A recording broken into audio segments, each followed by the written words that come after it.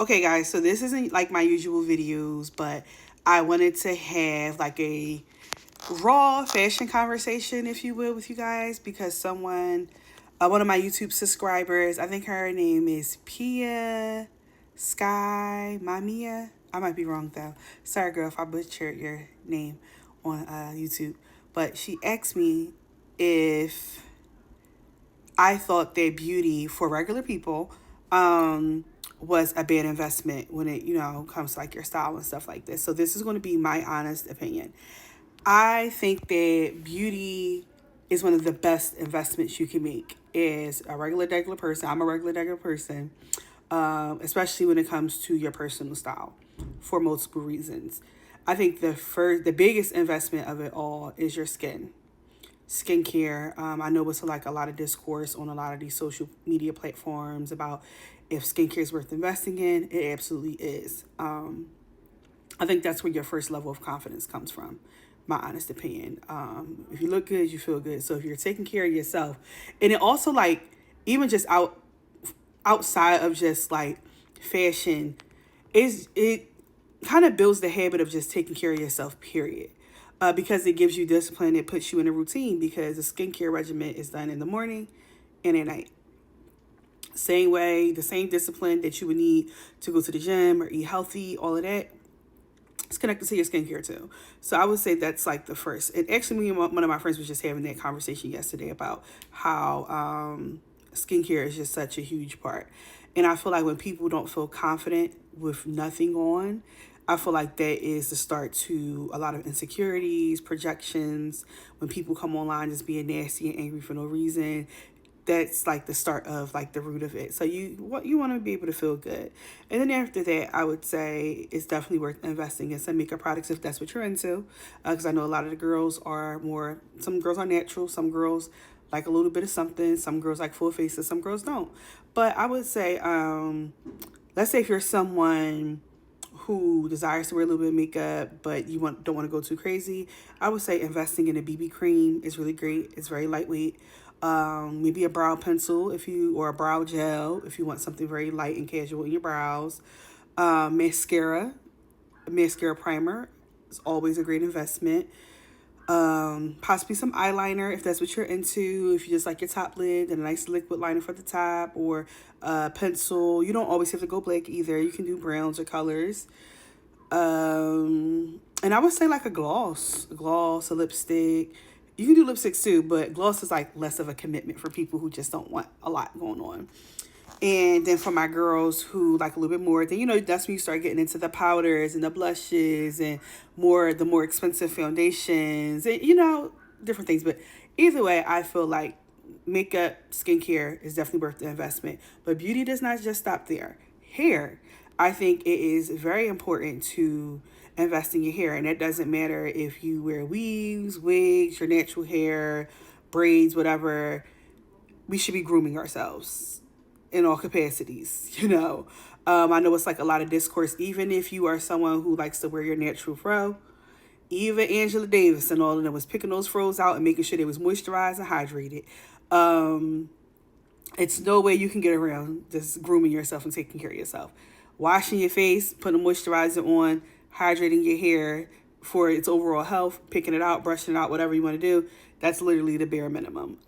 So I definitely think that it's worth every dime. And for me personally, I see a shift in my confidence versus when my hair is done versus when it's not done versus when I got to wear a wig versus when I have a weave that I really, really want. You'll be surprised the self-esteem boost that you get just by doing those small adjustments to like your beauty routines and stuff like that. What else? I said hair, makeup, your nails, your feet. Like even now, I'm like, y'all know if my nails ain't right, I'll be like, y'all. My nails look crazy. It's been a lot going on, so I haven't been able to make it to the nail salon yet. But nails and feet, again, you don't have to get acrylic. You don't have to get long nails. I don't get long nails. I get regular short nails because I do makeup and I work with my hands. So I need my nails short, and I go either white or French tips. It's very rare I do a color outside of that. So you ain't got to do a lot. And if you don't want acrylic or any type of tips, you can just do regular gel, regular polish on your nails.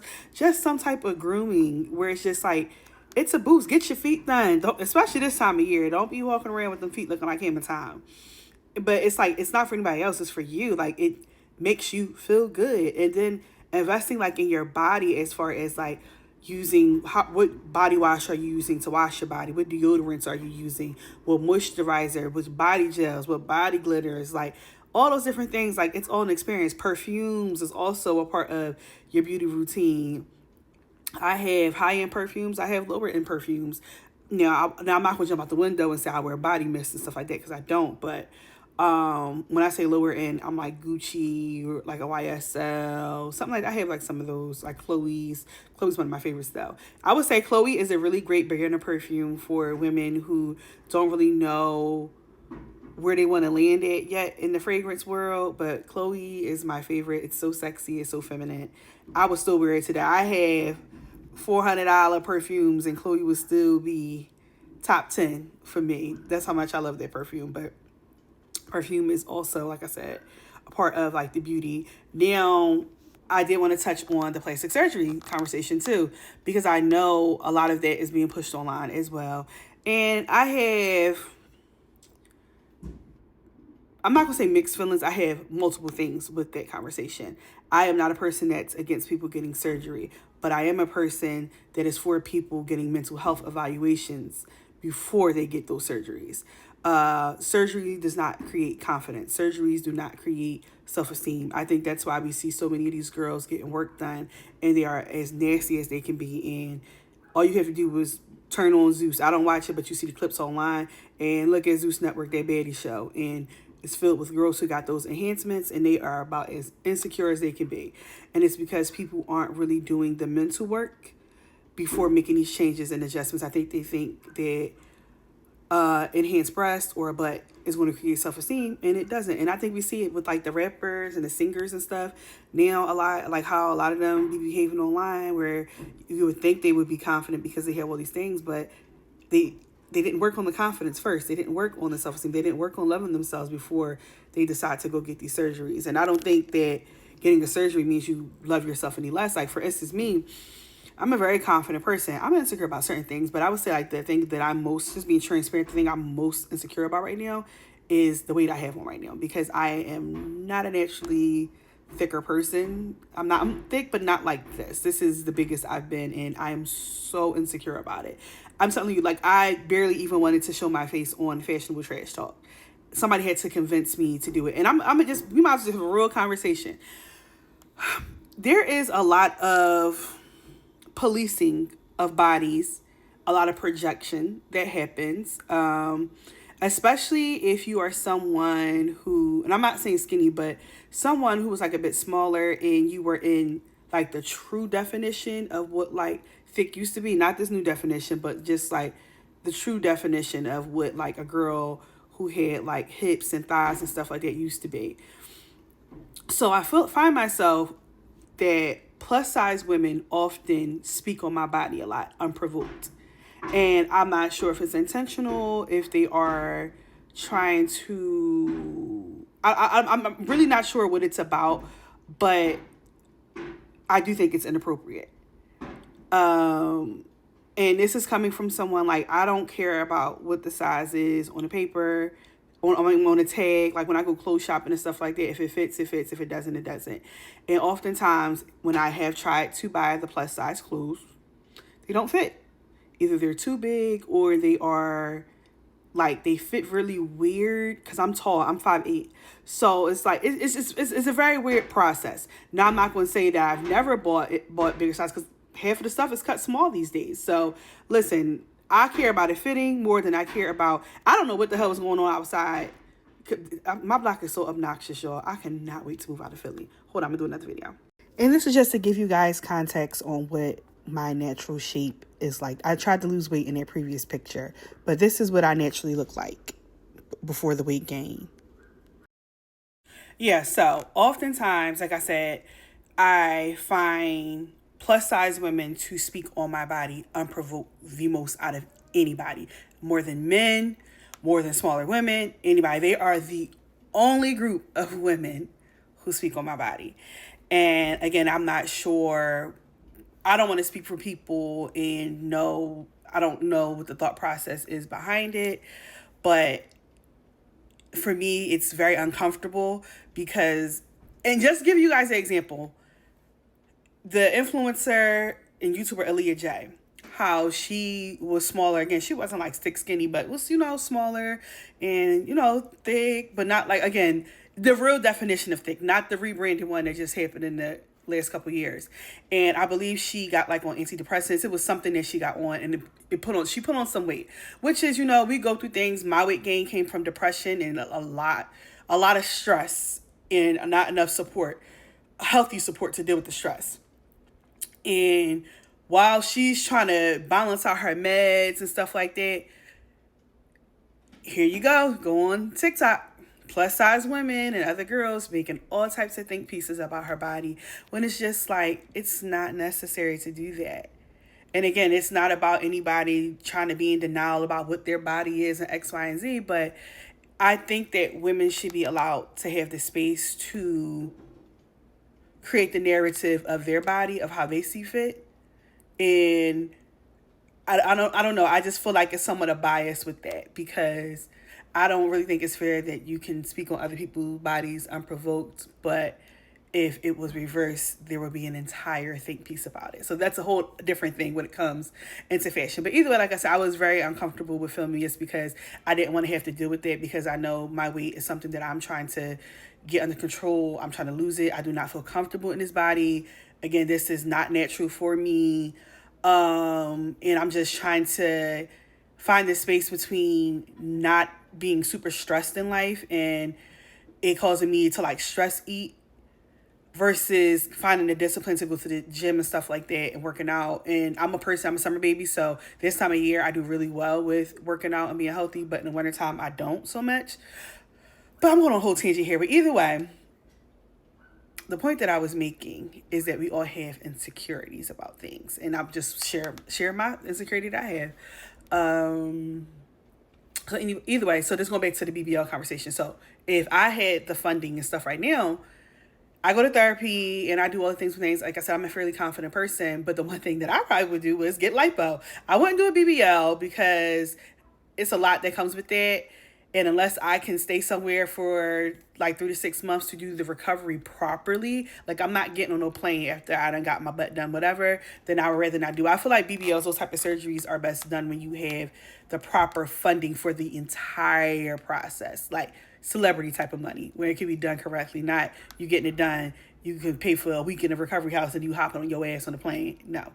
But lipo would be something I would do. Baby, these arms, this stomach, these legs, take it all, snatch it up and snatch it out now. I would do it. I would never touch my face. I would never touch my face because I feel like that's a point of no return. But as far as the body, absolutely, I would get lipo. And that's an investment I would make. Shit, somebody hand me 10 G's right now. I go get it done. Because I just want this weight off me so bad. So, and then sometimes the gym don't be working fast enough, and you have to feel comfortable. Like, it's certain clothing pieces I want to wear. And I don't even really be turning up in fashion like I used to, because it's just like, I want to wear the shit that I want to wear, but I'm also not going to be somebody that's out here wearing clothes that's ill-fitted and stuff like that. I'm not going to do that at all. But either way, so how I feel about the beauty investment, absolutely. But I don't think plastic surgery is a spectrum. I don't understand why everybody's going to get the same body. Like, y'all can do different things that fit your type of aesthetic. So that's another reason why I wouldn't do the BBL portion, because I have a really nice hip to thigh ratio. And I don't want to lose that. I don't want to look like an ant. I don't want to look like I'm built like a chicken and certain things. So I feel like sometimes those BBLs be like hit or miss. And just in the medical field in general, I feel like even when it comes to childbirth, I think that Black women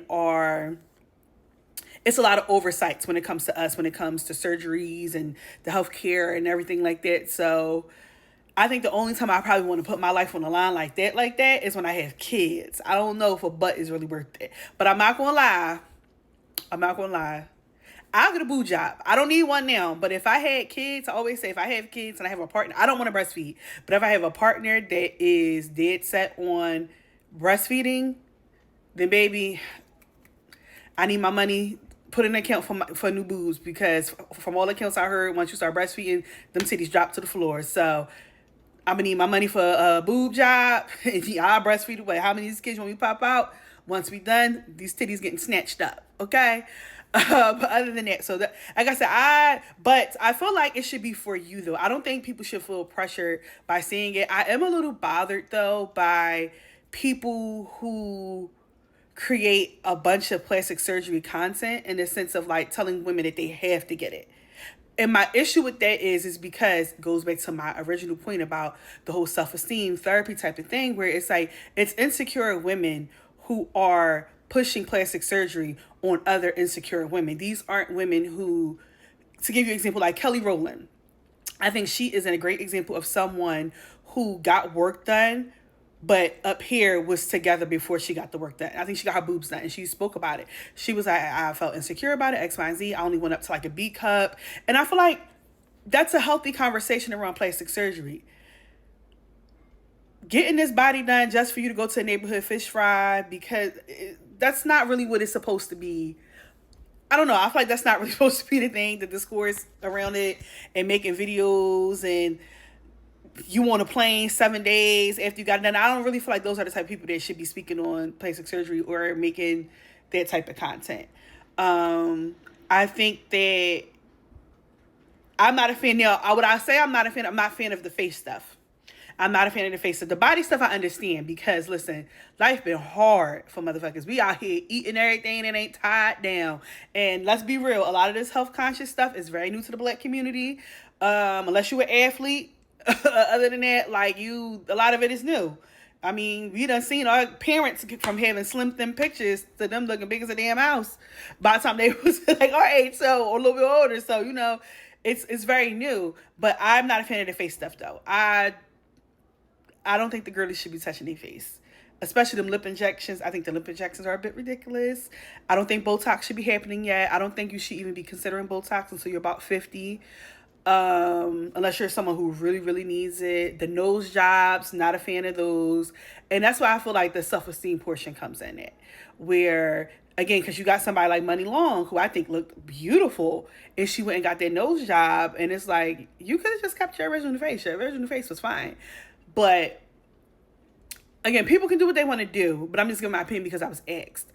So I feel like the face stuff, I'm not that fond of, but the body, rock out.